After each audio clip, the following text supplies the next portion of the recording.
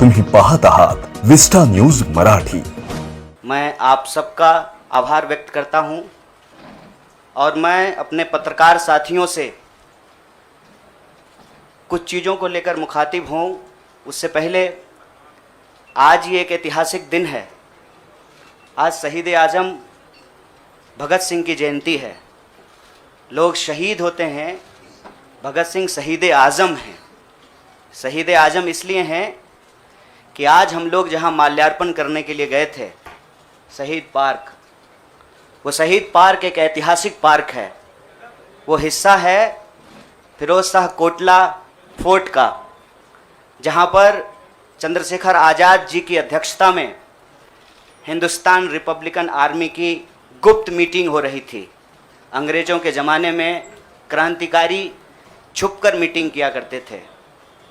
नौजवान तरुण भगत सिंह एक प्रपोजल लेकर के आए कि हिंदुस्तान रिपब्लिकन आर्मी का नाम अब हिंदुस्तान सोशलिस्ट रिपब्लिकन आर्मी होना चाहिए।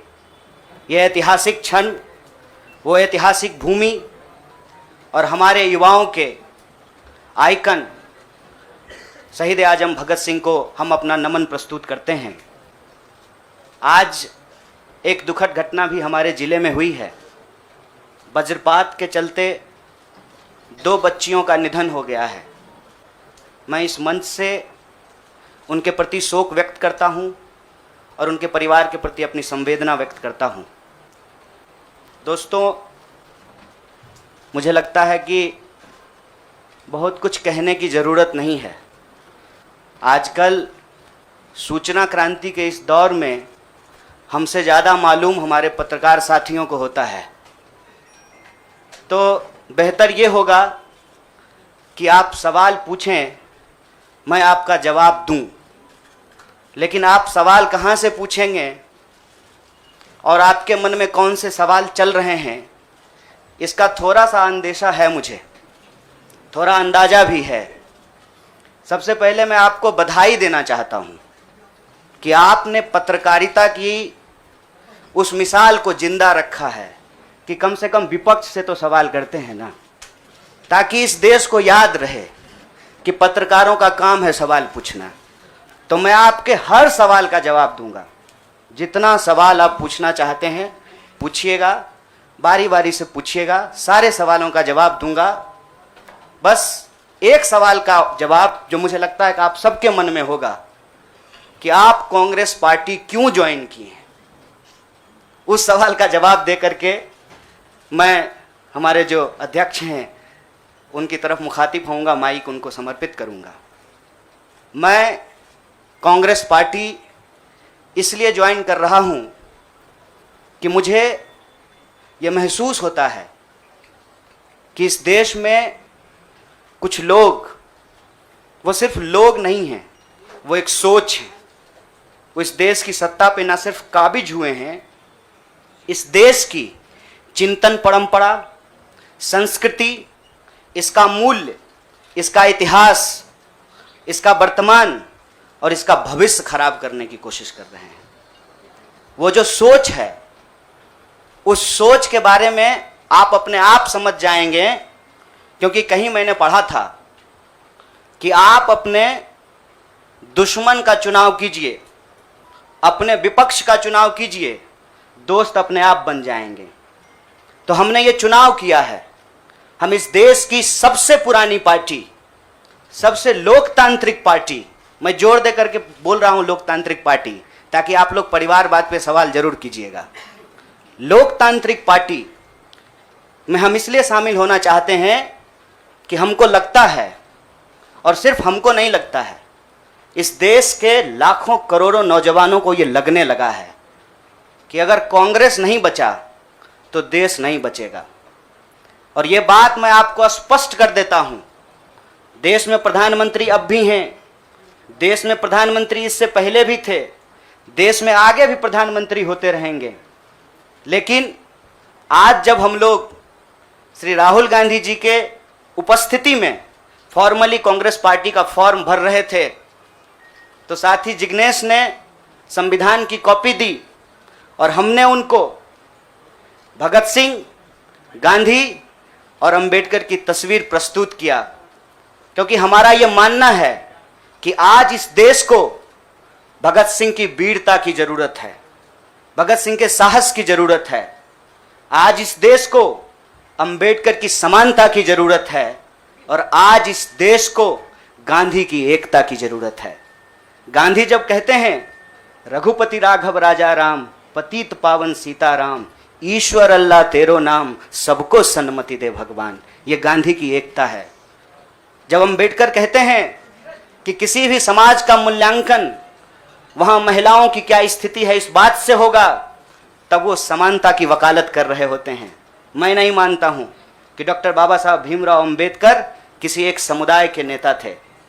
कांग्रेस पार्टी ने, संविधान सभा ने डॉक्टर बाबा साहब भीमराव अंबेडकर को संविधान बनाने की जिम्मेवारी दी और उस संविधान के प्रियम्बल में यह लिखा है, हम भारत के लोग भारत को एक प्रभुत्व संपन्न समाजवादी धर्मनिरपेक्ष लोकतांत्रिक गणराज्य बनाने के लिए, इसमें समानता न्याय के मूल्य निहित हैं। और जब भगत सिंह कहते हैं कि आप व्यक्ति को कुचल सकते हैं, विचारों को नहीं, आप बम और पिस्तौल से कभी इनकलाब नहीं ला सकते हैं, उस साहस की जरूरत है हमको। मुझे नहीं लगता है, मेरे बहुत सारे राजनीतिक दोस्तों को यह लगता है, मुझे लगता है कि यह देश 47 से पहले वाली स्थिति में चली गई है। लेकिन जिनको लड़ना है उनके पॉलिटिकल इमेजिनेशन में आज भी हर कोई अपना अपना शोरूम बचाने के चक्कर में है। रे भाई, मॉल में आग लग गया है, दुकान बचाओगे? बस्ती में जब आग लग जाती है ना, बेडरूम की चिंता नहीं करनी चाहिए।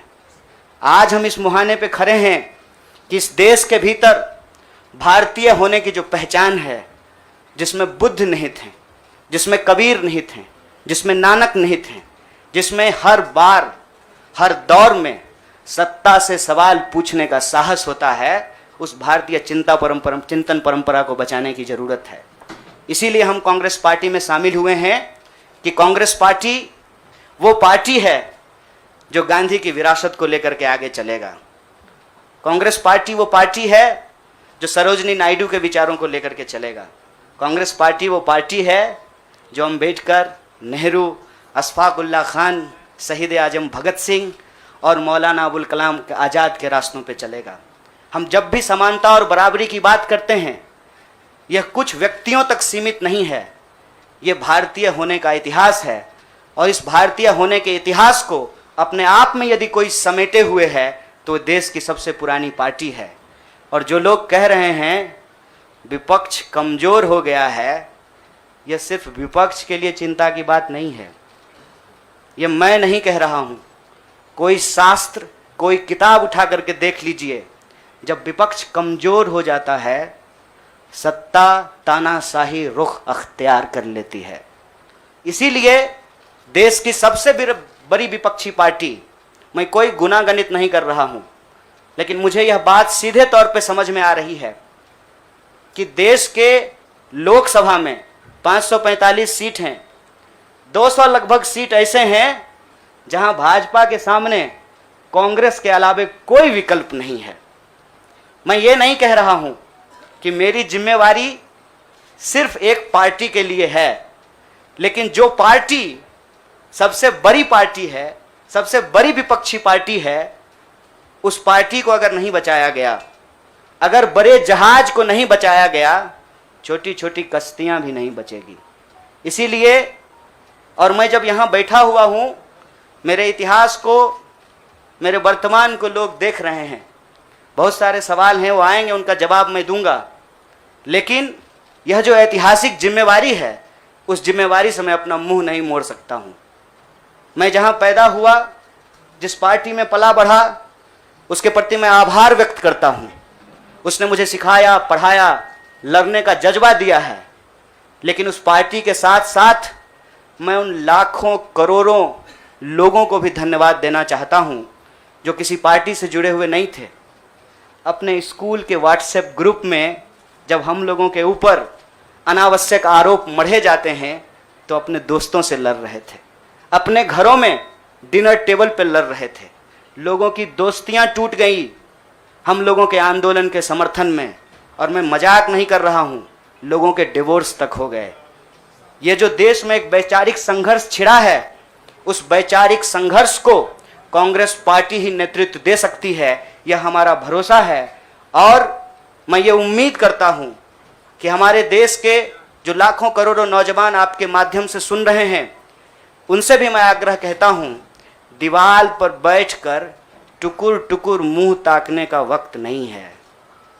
ये अर्जेंसी का टाइम है, और इस अर्जेंसी के टाइम पे दीवार पे बैठ करके दायां जाएं कि बायां जाएं, ये मत सोचिए। जब आप जंग में होते हैं तो आपके पास जो अवेलेबल चीज़ें होती हैं, आप उससे मुकाबला करने की कोशिश करते हैं।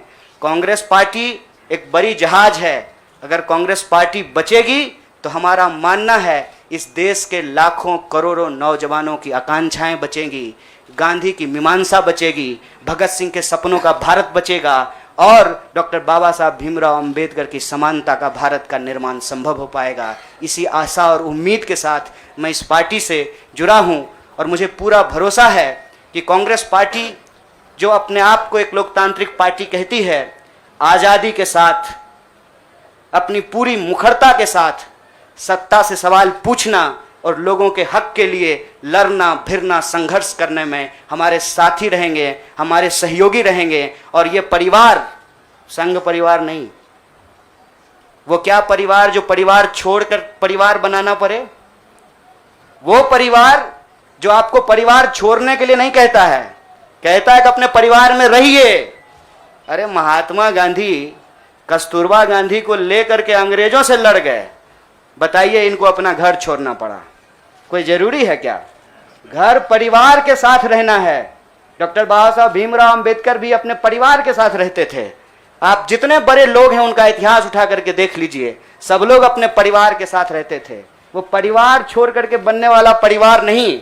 न्याय बराबरी और संघर्ष के लिए इस परिवार में मैं शामिल हुआ हूं। सभी सदस्यों के प्रति देश के अंदर फैले हुए लाखों करोड़ों कार्यकर्ताओं को अपना आभार व्यक्त करता हूं। बहुत बहुत शुक्रिया, बहुत बहुत धन्यवाद। शुक्रिया। मैं अब जिग्नेश भाई से प्रार्थना करूंगा कि वो अपनी बात कहेंगे। जिग्नेश जी आ जाएगा।